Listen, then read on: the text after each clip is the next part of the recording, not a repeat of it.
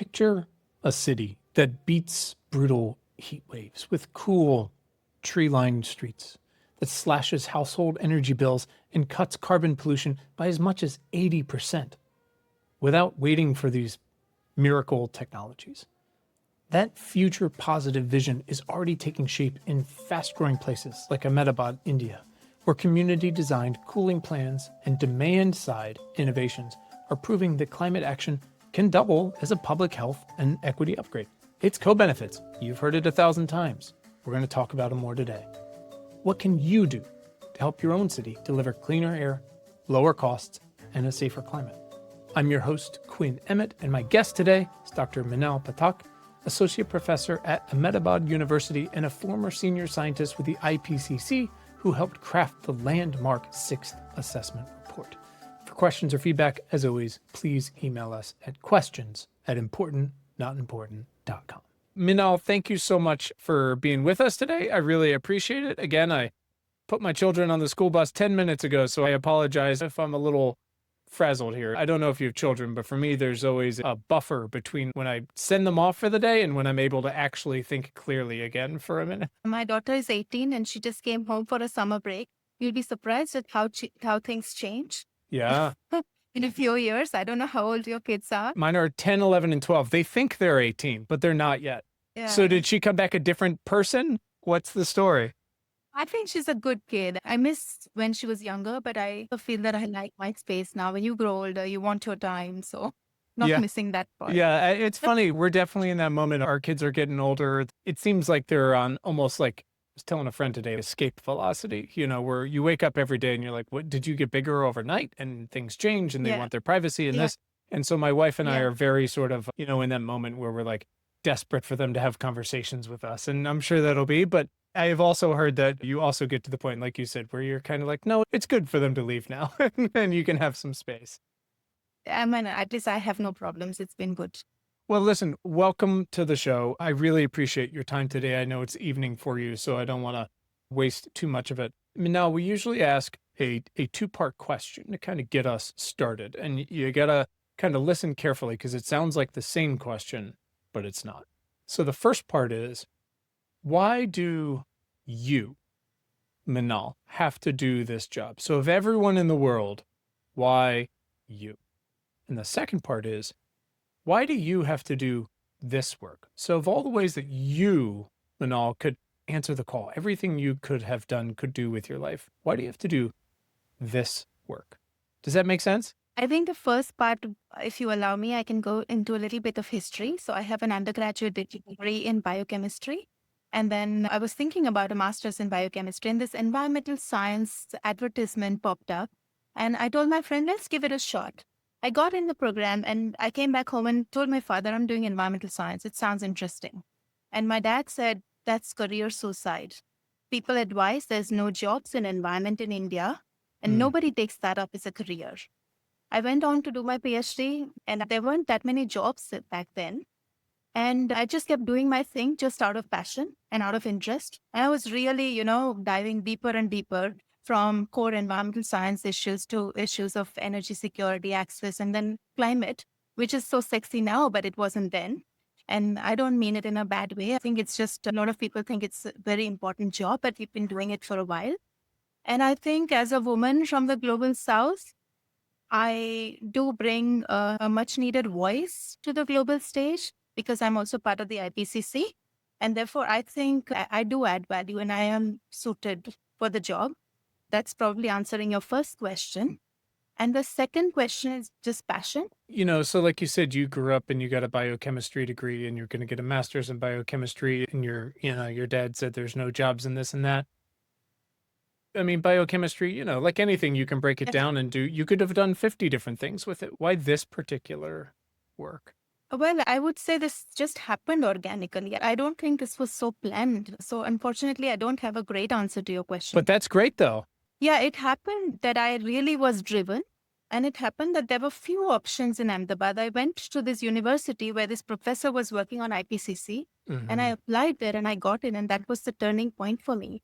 So that's how it happened. It was not necessarily planned that I would work on climate change. But if there was, I mean, I could have been, yes, a journalist or maybe a school teacher. Mhm. But then within this job, I do a few different jobs. I'm also a university professor, so I teach sustainability.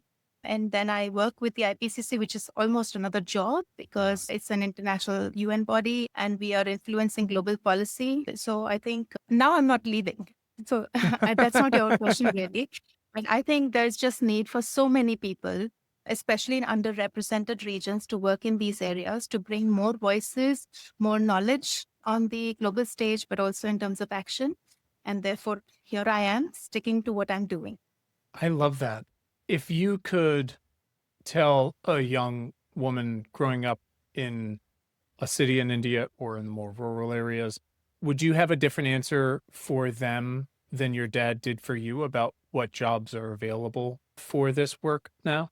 Do you feel like you've seen that there's more available, or are you still fighting for space? I would definitely not give them this answer. I would tell them not to limit themselves or think that their ability is limited because they come from a certain background or that they cannot pursue a certain topic or a certain kind of job because of their gender or their background. So that's the first part of my answer. And the second part is, in many ways, environment is not a financially rewarding career. So by the time you make it, you are relatively late. I mean, you could take like for more lucrative jobs like in management or with the private sector, Sure. which definitely pay more than academia Mm. and research. But I think it's just far more rewarding to follow your passion than just follow the money because it's just a side benefit. We're going to talk about co-benefits, I guess. I think Sure. money is co-benefit that comes along, but it's really the satisfaction of being able to change the world. And it's not just about climate. It could be space, it could be physics, it could be engineering. Mhm. And all over the world, there are fewer women doing these things. And I feel quite strongly about these. So I would, in fact, not just give them a different answer. I would push them if I got the opportunity to say, think beyond what you think you could do. I love that perspective. Well, to be the microphone or the messenger, and we know that the messenger is just as important, if not more important, than the message these days, especially to be able to stand in front of young women and say, not only can you, yes, do this, but in so many different ways, like you said, from commercial to academia to research, to whatever it might be, don't let the money drive you. But again, like you said, if you do the right work, it can be a co-benefit, right? Along with everything else. But hopefully it's not what's moving along. That's kind of what got us to this place in a lot of ways. So I want to start again, just focus for a moment more on sort of your personal spark here, because for all of the global stakes of climate change, which is obviously 1,000 different pieces under the same umbrella that are all interwoven, I like to use the examples of you got co-benefits on one hand and threat multipliers on the other, right? And for all of its accompanying impact areas, we always tell folks, when they come to us and say, I read that the jet stream is slowing down. What do I do? And we go, well, there's not a lot you could do about that.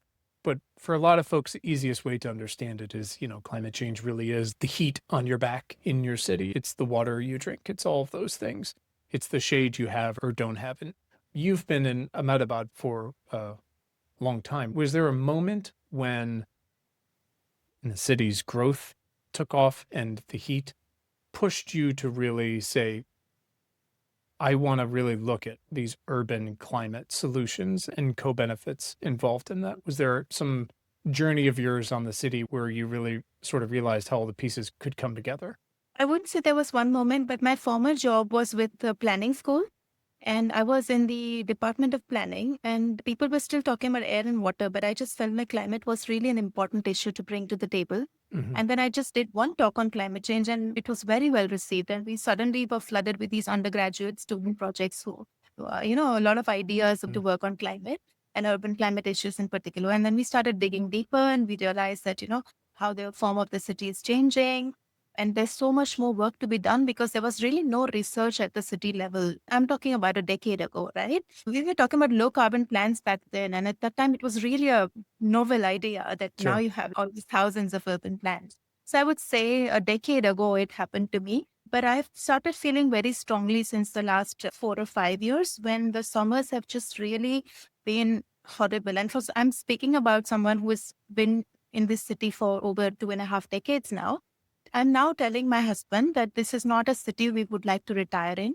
and we should buy a home somewhere because the city is becoming unlivable. And every summer is worse than the last. And this year, today, this is peak summer. Mid-May is just the worst of summer. And somebody was saying, well, the temperature is not that bad. And it would be, I think, 42 degrees Celsius instead of 46 maybe. But now we're seeing this interesting or new phenomena, which is humidity with heat. And that's really terrible. And, I live in a city where so many people work in the informal sector. So you have construction workers and you have vegetable vendors, and they're all out in the street. It's not like an air-conditioned house like I have. So I feel very strongly about it. As time is going and there's global inaction. So my own work focuses on, yes, urban action, but also individual action. Can we go back for just a moment? So the meat of that speech that launched 1,000 ships of students coming to you with climate ideas, again, if it was a decade or so ago, and like you said, there weren't many plans, like, what do you feel like was the real spark for them in what you talked about? You probably have to ask them. Yeah. But I think for them, it was just this exciting idea about, oh, hey, climate's going to happen in the future and it's going to happen soon. And we don't know anything about it. We prepared. And is our city even looking at it? And I don't now remember the content of the talk, but I do think that for them, it was more like a new area for environmental research rather than climate change per se. And I remember a controversial thing that one of my colleagues said in the planning school that, oh, climate is not happening in my lifetime. So I don't need to worry about it. And that was the view shared by colleagues within the environmental planning department. And, it's happening in his lifetime. Is that colleague, were they your age, older, younger? Just a little bit older, I think maybe, Sure. 5 years older or something. Right. But yeah, it's happened in their lifetime, and climate change happened much sooner than what we thought. And we were writing all these papers about future business as usual scenarios. And now suddenly the future is the present and it's just escaping. So you just wonder, I just think that I should be doing this and nothing else. And more people should be doing this. Sure. No, I mean, you are right. If you look at these long-term projections for global heating, they're pretty on track. And people go, oh, they were wrong with this, or we've had some cold days or hot summers and they weren't right.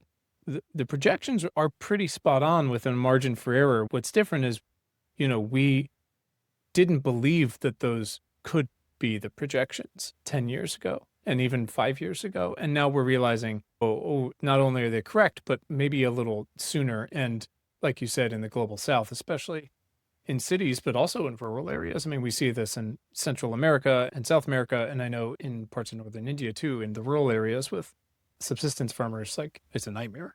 They will tell you it's happening in their lifetime. And it's not just the direct impacts, right? It's the indirect impacts. It's what's happening to the economy, like agriculture in particular. What's going to happen to agriculture in the next 5 years? I think the deniers are not going to make a very good case in this present time. We had climate skeptics and deniers, but now I don't think they can have a voice. It's a little harder to have a leg to stand on there anymore. So again, because they can feel that impact. And if they live in the most air-conditioned home, everyone around them still can too. And it's a little bit of what is the metaphor? The emperor has no clothes, right? It's a little harder when everyone around you goes, no, it is changing and I can feel it today, So you started to work quite globally with the IPCC, and you've spent quite a bit of time there. And obviously here, we just fired everyone involved on our side, but pushing that to the side for a moment, what was it like when you first encountered sort of these global projections and any mitigation plans and scenarios with, like you were saying, the on-the-ground reality in Indian cities like yours? Where were the gaps? Where were the disconnects where you were going, this is great, but this is happening, or this is a plan, but this would never work in my city, or this is an idea I have for my city, an urban climate solution that might be more applicable, transferable, as we like to say, to more cities throughout the world. Does that make sense? Like, where were the differences? Yeah, I mean, I saw a huge disconnect between what we know about global climate change, what we know about the solutions, and the speed at which the solutions are being implemented. So I think the gap is not now any longer what the solutions are. I think this has already been laid out in the last IPCC report, but in numerous reports, even your national assessment in the US, etc. And so that to me is the biggest gap. the speed, but also the scale. So you can think that, okay, electric buses are probably a good idea because they can reduce air pollution and they're a good mitigation strategy in the long term. But why are we just putting 5 buses or 10 buses or 15 buses in a city when it needs 120 or 200 buses, right? Sure. So if we're celebrating pilots, and I'm not just talking about Indian cities, I'm talking now also global cities, right? That our pledges have not met the scale at which you need to pledge, particularly for countries in the global north, but also in my city, I do this work in the IPCC. I see these future scenarios of heat, etc., growing emissions, and then I drive and I see the city expanding, spilling over, more buildings on the peripheries, spreading out, all private are dependent, following the American way of life. Everything we did. Yeah. Yeah. And I think that's to me the biggest disconnect that our cities are adding concrete at a rate you cannot imagine. And it's a growing population, so you do need some of that. But we know the ways to do it. We know that the way we did it and we benefited from and, ruined everything with is not the way to do it. We know what doesn't work and what doesn't really scale and to use the space well and what does. And there's so many wonderful examples of places that know how to do it right. But again, to me, like you're saying, that the gap is in the speed and the scale, because it seems like when a city like mine or any mid-sized city, especially in the global north, I feel like, because again, we made so much of this problem that when they trial, like you said, 3 electric school buses out of 100, that doesn't feel like business as usual to them. That feels like they're making a big leap, right? This That's right. pilot, when in Yeah. fact, we're well beyond that, right? We are far from. Yeah, we need to Right. go much, much further and Right. much faster. So Right.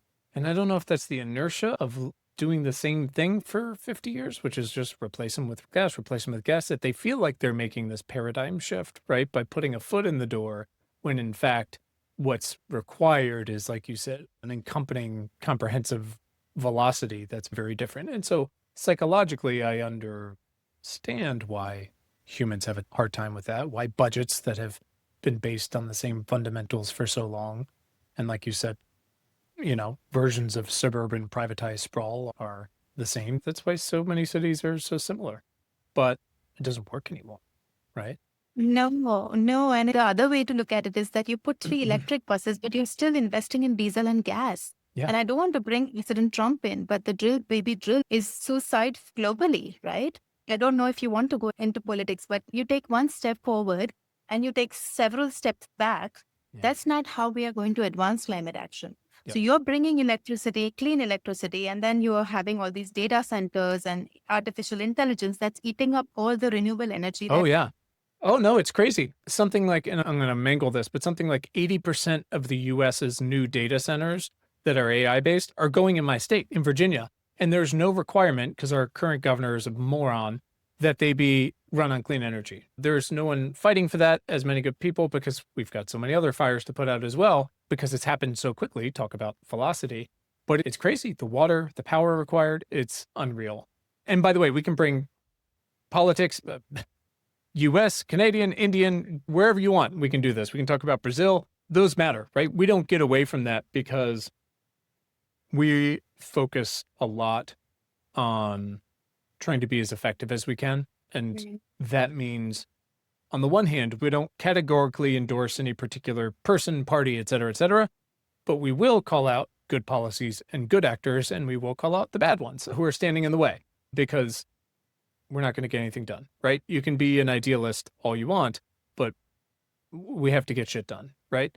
In terms of hierarchy, you start with individual action, then you go to community action, you cities, national. But now Yes. it seems almost like picking your leader or calling out your leader or holding them accountable is really a big, important part of the solution. It's very, very important. And if climate is not an election issue, something is wrong somewhere, Yep. right? Yep. And in India, now I'm going to call out India, because I don't know why climate is not an issue when so many people are dying of heat, are experiencing floods and all kinds of climate impacts. I almost think that our major political parties are not even touching on the issue sometimes in subnational elections. Oh, yeah, here too. It's incredible that it's like in the past 6 months, it's gone to like 10th on our list, and you go, but you have to understand, it is both being driven by and affecting the other top 9 issues you care about. And if not, it will. For instance, in the US, such a huge systemic problem that is coming very quickly is the residential and commercial insurance problem with mortgages and renting and all that stuff. And then the Yes. reinsurance markets. It is a 10 alarm fire that no one wants to talk about. And you go, but you're worried about property prices and the cost of living and all this stuff. And that's before the disaster even I mean, yeah, you do have to. And we really do believe in that. So yeah, 100%. It's a big part of it. You can obviously focus on it too much, but it matters. I want to talk a little bit about, you've got this new framework. I don't know if you pronounce the acronym GISE at all, but you talk about goals, interventions, stakeholders, enablers. Let's try to put that in a real example, and we can use your city's heat action plan, if that's okay, to talk to me about how those pieces really click together. Because I love frameworks like these, especially when you can really put them into action. So talk to me about it. Now, the Ahmedabad Heat Action Plan is one successful case study that the city, and I think at some level nationally also, we're proud of, because it was the first of its kind to look at heat and its solutions. And what I like about this, and I'm jumping from G to S first, which is the stakeholders. What I like is that it was a bunch of stakeholders, including the NRDC based in the US, but also a public health institution in Ahmedabad, the Ahmedabad Municipal Corporation. And all of these actors came together to work out a common, I would say, plan, but it was quite iterative. They had many consultations. And they came up with this plan, which I think was later replicated to 50 cities and states in India. And then in South Asia, it's become like quite a model 50, plan. 5-0? 5-0. That's yes, awesome. 5-0. Wow, that's awesome. Yeah. And so almost all major states now have heat action plan, and this is supported by city level heat action plans. And now they're getting bolder and better. So in terms of intervention, and I'll come to the next steps, but the good part about the plan is it's based on an early warning system, and how the plan envisages that in case of an extreme heat event, there will be a public alert issued to the entire population of the city to try especially to reach out to the vulnerable. So people living in informal settlements, working outdoors, informing them that today is a red alert day, try to minimize their exposure. And a bunch of awareness pamphlets, brochures, and communication materials were released as part of the heat action plan. And what we know from looking at that plan and its implementation over, I think now quite some time, 5 years maybe, is that it has reduced heat-related mortality in Ahmedabad, which is, I think, a big success.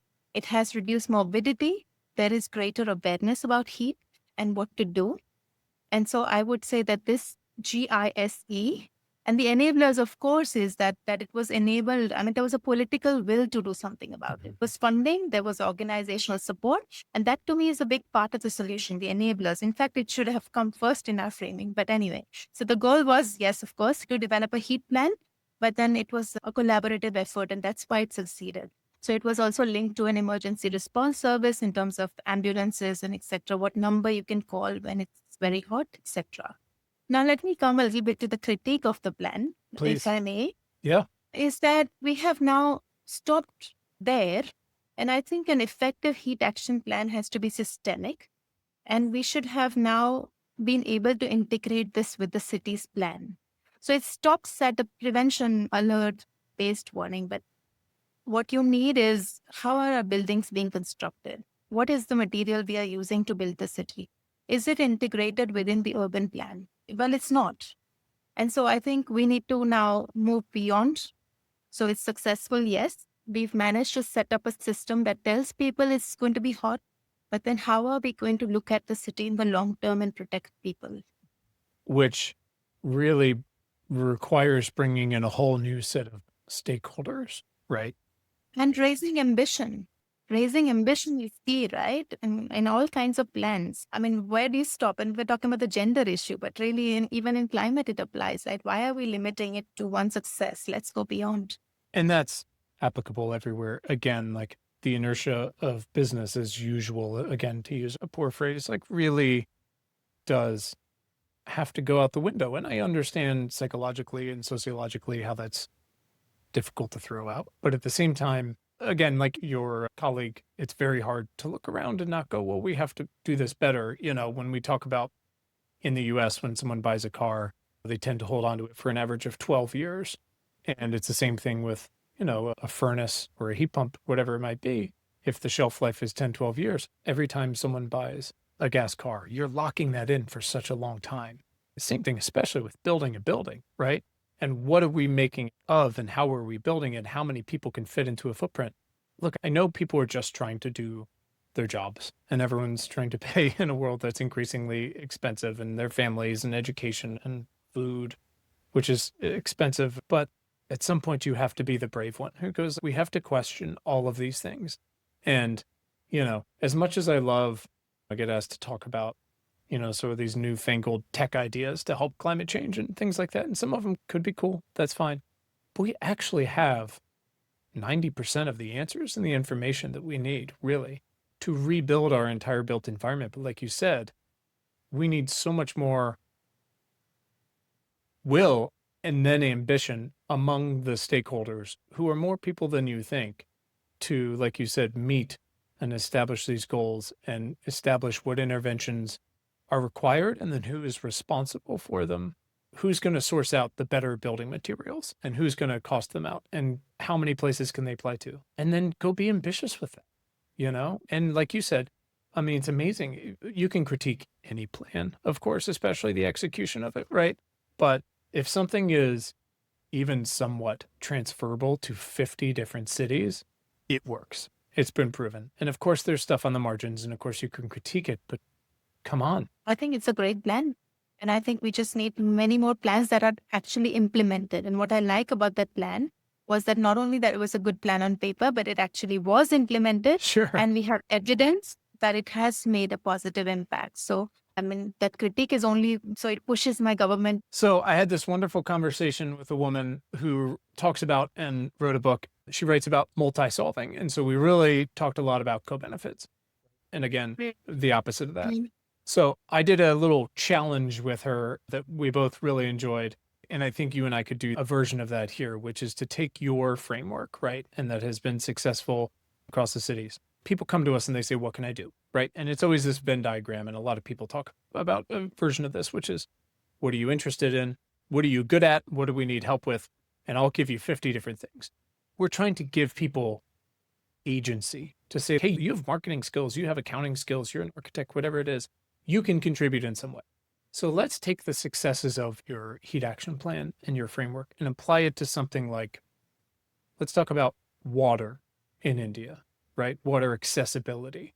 What are ways we could, again, just kind of freewheeling here, to turn more normally passive residents into co-designers, as the city grows and becomes more dense? Well, some areas are more dense and some areas are more spread out. How do we apply that to something like water accessibility, which obviously becomes more difficult, but more important too, like you said, in mid-May when it's 42 to 46 degrees? So, I mean, I will give a more general answer and then we may get to water as well. Yeah. I think, people sometimes come and tell me, what can I do? It's all the higher levels of government. I just don't have enough power or influence. And that's not true at all, right? So there is agency with every individual about the choices we make. And so I think the first step for an individual is not to consume. And I know that sounds very controversial, especially in my context, but generally people don't want to make that choice that, do you really need that new house or that new shirt or new whatever, right? That's the first step. The next step is your immediate sphere of influence. That can be your immediate family, children, spouse, etc. So whether it's water or solid waste, it's like, I'm going to conserve water because water is a precious commodity. Let's talk within the house about how we are going to change what waste we are disposing or how we are disposing it. Can we start composting? Can we get the kids involved, right? Yeah, we've tried that in the house, actually putting these captions on the fridge when my daughter was growing up. And sometimes, and she's just generally a environmentally sensitive individual because of these passive fun quotes that we put around the house when she was growing up. The next sphere of influence I think we have is within our organizations, whether we teach at a school, a university, small business, establishment, industry. And that is really significant because, like, for example, we have tried at Ahmedabad University to look at water conservation. So we have rainwater recharge And this time when it rained, somebody said, oh, why is this not drying up soon? Are our recharge wells working? And so when you have a recharge well, you're automatically raising awareness of other individuals within the organization. So we have a small shuttle for shared transport. Mm-hmm. We're trying to reduce food waste in our cafeteria. So that's the next sphere of influence, your organization. If you're leading that organization, you have more influence. Mm-hmm. And then finally, it's at the larger level, right? That how do you influence beyond just an individual action? And like I said, just call out. And we were working on this publication. It will be out in a while on luxury emissions. That's something that we really haven't looked at enough, in the sense we know it's happening. Mm-hmm. But in this world where water is a scarce resource, or where materials are rare, or where energy is also not accessible to so many people in the world, how do some people end up consuming like 2 orders of magnitude beyond the average? Once someone has explained to you what your spheres of influence are, no matter who you are, where you are, and what you do, and what your skills are, or what you care about, it's very difficult to unsee them, right? Yeah. It's very difficult to Yeah. read around and be like, I could impact kids. I could impact this team. I could impact my office. Like you do. You can't get away with the excuse that I don't know what I do Yeah. today. I just Sure. will go on with my day because I don't know what else I can do. No, that's a ridiculous answer for somebody who's living in this world at this time. Yeah. And this paper, because it was an academic paper, we were wondering. And so there's this literature around naming and shaming. We were not sure. I mean, shaming has its own psychological consequences. Should you Sure. call out to a person on social media, and what impacts would it have? And maybe that's not a good idea. But then does that also mean that some celebrity gets to just fly around the world in their private jet every week? And should they not be held accountable? And Sure. we're talking about like 20 billionaires in the world who control so much of wealth and investment. So as an individual, also where you invest, everyone invests, right? They have small shareholding. Sometimes people don't think of investments as their way to influence. But every time you buy a product, you're making a choice about a company. And I would say as an individual, people should understand what their choices mean. What are the implications? What is the company's sort of goal or idea around the environment or sustainability? Do we understand what our choices imply in terms of resources or water or land footprint? So it can be a small thing like changing my diet, what I eat today, but also where I get my food from, how is it made, what am I going to do with the waste? So there's many things to do, and I would just say that let's not be very pessimistic. There are so many solutions, and there are solutions for everyone, everywhere. There really are. And those extend to all those different co-benefits, So again, an example I love to use is the electric school buses version, which are expensive and you have to build a charging infrastructure for them and they're new and you have to learn how to maintain them. I get all of that. However, there's basically one in every neighborhood in the United States just to start, right? So most of them are diesel. They're very loud. So electric school buses reduce noise pollution. Electric school buses clean the air of that local community, right? Immediately. And we know that there's a difference between emissions, which are usually carbon or methane. Carbon lasts a lot longer, is a lot less intense. Methane, very intense and shouldn't last quite as long. Again, we know how to deal with those. And then there's your localized pollution, which I know so many Indian cities deal with, just like so many US cities used to, and it sounds like we're going to again. And when you replace a source with a cleaner version, almost immediately you start to see the effects of that.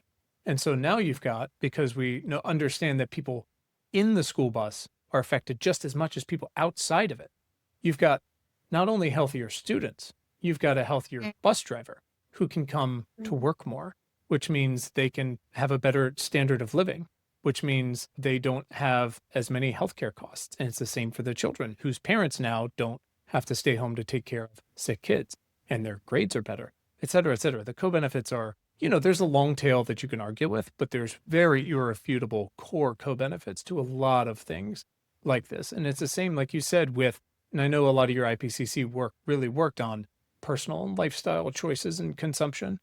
I totally understand and empathize with people who feel like their choices are a drop in the ocean. But we are very social creatures, and we've proven that over and over. And, movements only start in one way. We call it compound action here, right? It's actions over time and across people. And it really does add up. And often that is the place where you can start within those spheres of influence. So yeah, let's talk about water for a sec, if you don't mind. I know I keep coming back to it, but again, I really feel like it is among the most ignored things.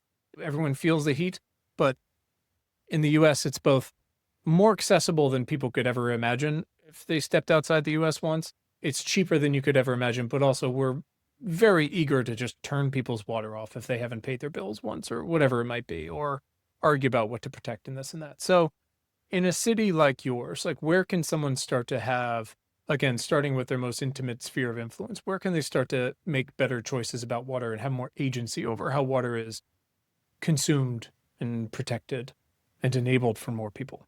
Yeah, you're right about water. It's not something that people are thinking about as much as other issues, including in Indian cities. So the definition of water access for India is 135 liters per person per day, Okay. which is not enough, obviously.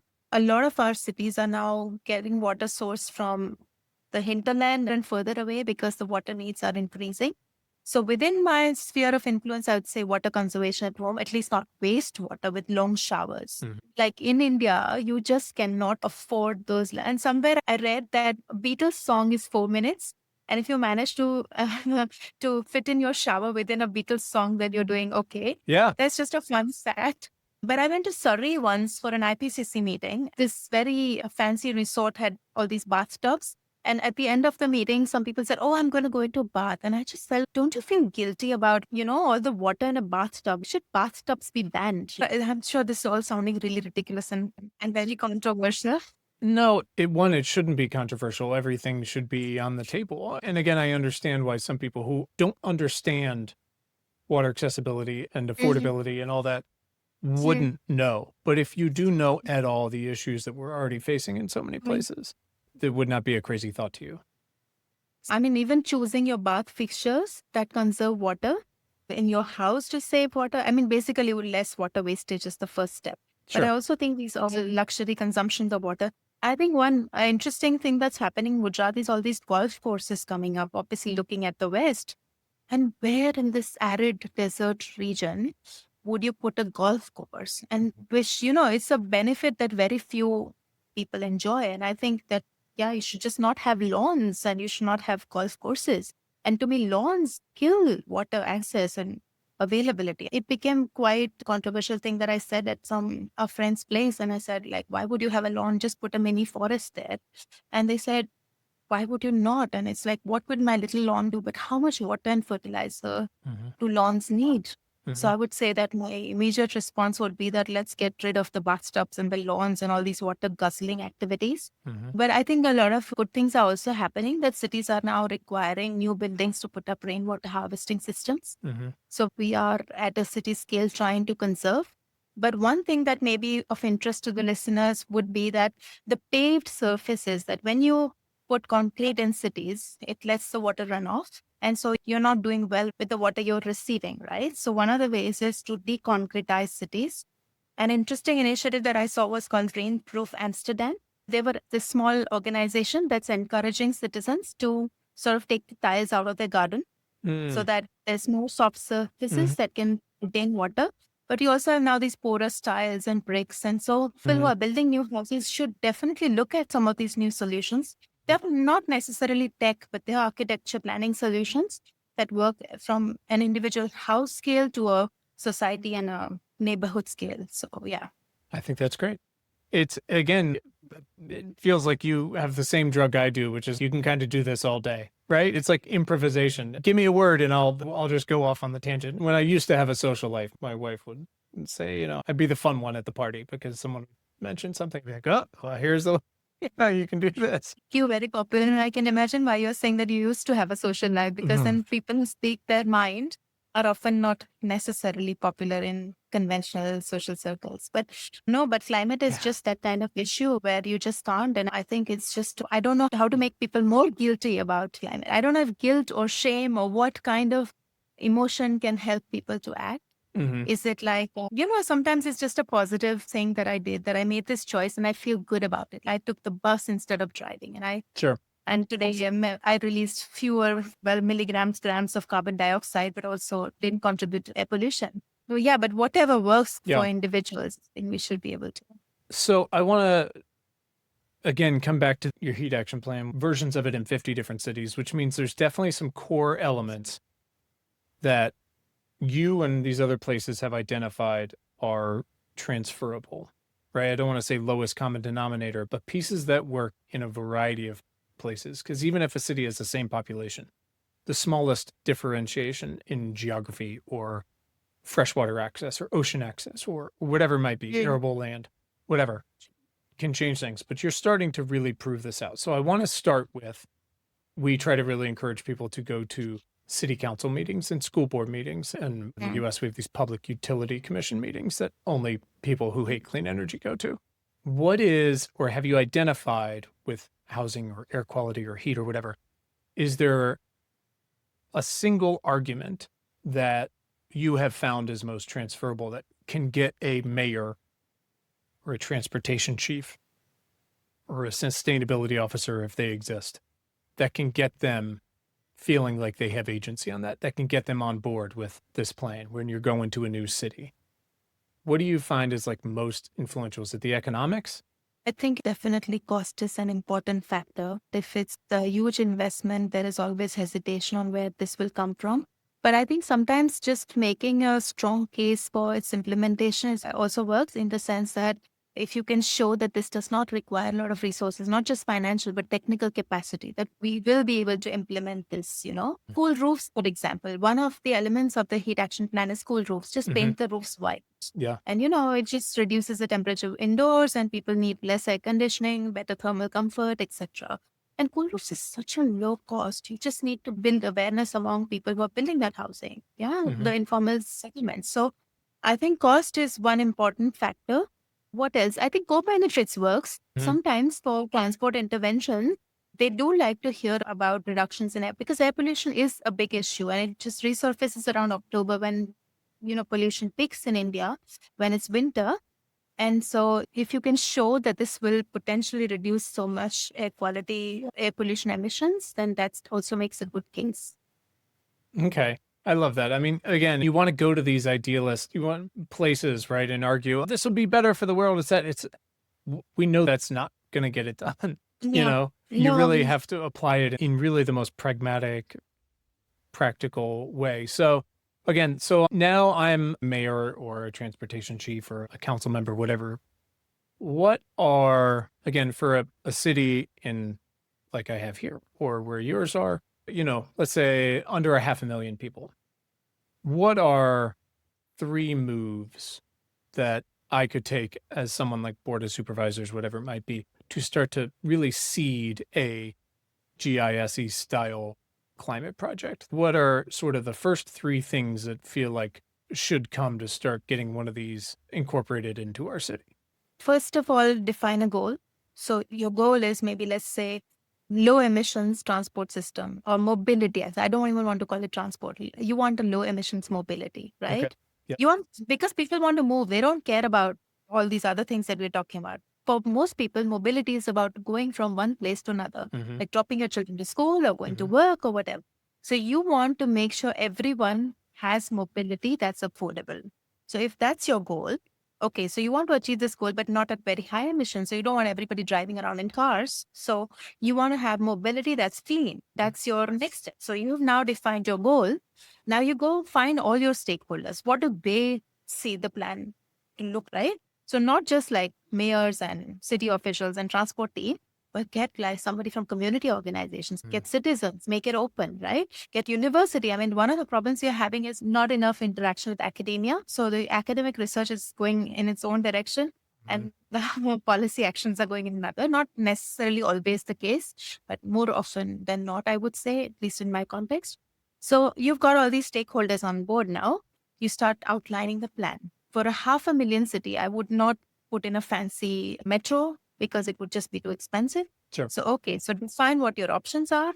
And for each of these options, work out what might be the best option that gives people the last mile connectivity. Because what happens often in public transport system is that from your home to the bus stop, sometimes if the distance is larger, people will just not take it. No matter you put the best buses, people won't take it. So what's the option that gives you the highest mobility? What does it cost? And where will you get the funding from? But I would also that support a public transit network. I wouldn't call it transit, maybe bus systems. For 500,000, I think you can still keep the city compact with a good, maybe electric bus service, maybe even mini buses, but also supported with bicycling and walking. And the last piece, which a lot of cities have not done, is to get people out of cars. So that's where we haven't been able to do much, right? I've been to like a city called Aalborg in Denmark, small city, and you have like really good buses. You can walk and cycle almost everywhere, and yet you see so many cars on the road, and you wonder why are people driving? Because it's just cheap to drive, cheap to park. Land is available. Yep. So why are we not just hiking up parking charges, making them so steep that people just will get on the bus? Yep. And, we run into so many of those issues here where we have so purposefully and comprehensively built towns and cities and counties for cars over the past 60, 70 years that if we go, okay, like you said, hey, we built a bunch of electric trolleys, right? Again, it doesn't have to be underground for a city under 500,000 people, much less smaller. People will still go, okay, but it's still cheap to drive and to park. Great. You hike those prices up and people go, okay, but now it's too expensive for me to come downtown because yes, you have these electric trolleys or whatever it might be, but they don't actually come anywhere near my house, right? So you need more of them going further out to more places, but they also need to be reliable, right? They need to be frequent. The schedule needs to be predictable. And I can see how to someone with very limited funding in a city, that's based on income taxes or property taxes, whatever their budget is. And they're trying to do all the other stuff too, right? Run their city. I understand how that feels overwhelming. And you go, I'm sorry, we can't do it. But when you really get into the co-benefits of all that, healthier people, cleaner air, fewer cars on the road, people being hit by cars, like all these different things, more people will move here because it's just an easier place to live. You really start to see where the win is. You really start to see the economics up, right? But you need people, again, you need plans, which is why I love plans that continue to prove themselves, at least the core elements of it. Because once they do in so many places, in a larger variety of places, it becomes really hard for someone in a particular city to go, that wouldn't work here. And you go, oh, but it does. We've already shown that. You are not special. One of the things we are looking at in the forthcoming IPCC report, which will come out in 2027, is looking at solutions by type of cities and regions. So it's not like just, oh, this is a large city, only they did it. But no, it's happened in large, medium, and small cities across states, across economic levels. So it's a really strong case. And electric vehicles and so many of these, made it. Like people are saying, BRT has worked in a lot of cities. Metro is working. So there is less hesitation in implementing some of these. I would say the more we do, the more we can, and then the more we will. Yeah, 100%. It becomes exciting. And again, you get to go to places, it's like telling people if you are able to walk more. It just works in 1,000 different ways. It applies to every part of your life. You sleep, you talk about co-benefits. You eat healthier, you sleep better, your heart works better, like all these different things. And I understand it's hard to get out of your chair if you're able to, but every time you do, it adds up and it works for everybody. Cities will meet this, it's hard to say 1.5 degree challenge at this point, but let's be ambitious. Cities will meet this challenge if most of them do what? What is really, I don't want to say one thing, but if we're really talking at scale and we know realistically there's only so much funding and so much ambition and so much agency among stakeholders and interested parties, like how do we feel like most cities are going to be really working towards this if they're doing what? What's really going to make a difference? Say integrated strategies, so combined solutions, not in silos, that deliver multiple objectives. So whether it's economic growth, so green jobs, clean air, good health. So integrated in terms of sectors, integrated in terms of achieving multiple objectives. And I would say the last piece of this is a compact urban form that's supported by walking, public transit, and clean energy. Yeah, the compact urban form to me is really a strong part. I meant it would save land, but also make cities more sustainable. So compact urban form, sustainable production and consumption, and clean energy. That would be my top three. Again, we have all of the information, We have all of the really information. do. There's no excuse not to act. There really isn't. This is not a conversation about how do we decarbonize heavy steel and stuff like that, which, by the way, we're making progress on. This is the stuff we really know how to do. They're going to affect the most people, the most ecosystems, the most air, the most water. And especially when, like you said, co-benefits, man, doing them in an integrated, purposeful way, it just cascades down the chain, right? And there's things that improve you wouldn't even think that would improve. And you look back and you go like, how did we live like this? What? This was such an inefficient way to do it. Think that a climate conversation can be pessimistic. It's just so much you can do. Aren't you charged enough? Aren't people who are listening to this charged enough to go and say, let me think about all the things that I could do, but I haven't done, and let me just start now. It really is a better way of forget that climate change is even happening, that global heating is even happening. These fundamental pieces are a overall better, happier, healthier way to live. And I mean, in the US, it's whatever the number is, so many people are sick with so many different things that they don't have to be with. And it costs so much and it's so hard and it makes end of life so difficult. We don't have to do that. There are choices and so much of them are corporate incentives and things like this. Well, we can actually do a better way. And wouldn't that feel good? I mean, it's the argument we always use that it's really not about climate. I mean, I now come back to Indian cities that you build better buildings, not for climate. You build better buildings because you are building these for the next 100 years. Yeah. And you don't want people to face this extreme heat. You make better cities so that people live a better quality of life. There's less air pollution and people can walk to where they want to get to. You can serve it better with public transport. So you made sustainable cities not because of climate, but because it's good development. And often good development is a good climate solution. Yeah, 100%. 100%. Fixed it. Done. We're done. This has been so wonderful. You're a hero. Where can our listeners follow your work, website, online, whatever? Yeah, I'm on the Ahmedabad University website. I'm on LinkedIn. And it's not just about my work. Follow the science. And there's enough good stuff happening. So let's not behave like ostriches. Let's understand that we live in a planet and that's in urgent need of care. And let's do our bit. I love it. I love how much you've put your work into use to say, well, let's go do the thing. Let's go try it out. Let's make sure it works. Let's adapt it. Let's iterate. Let's make it work in more places. Thank you so much. Really appreciate it. And we'll talk more soon. That's it. You can read our critically acclaimed newsletter and get notified about new podcast conversations at importantnotimportant.com. Thanks so much for listening, and thanks for giving a shit.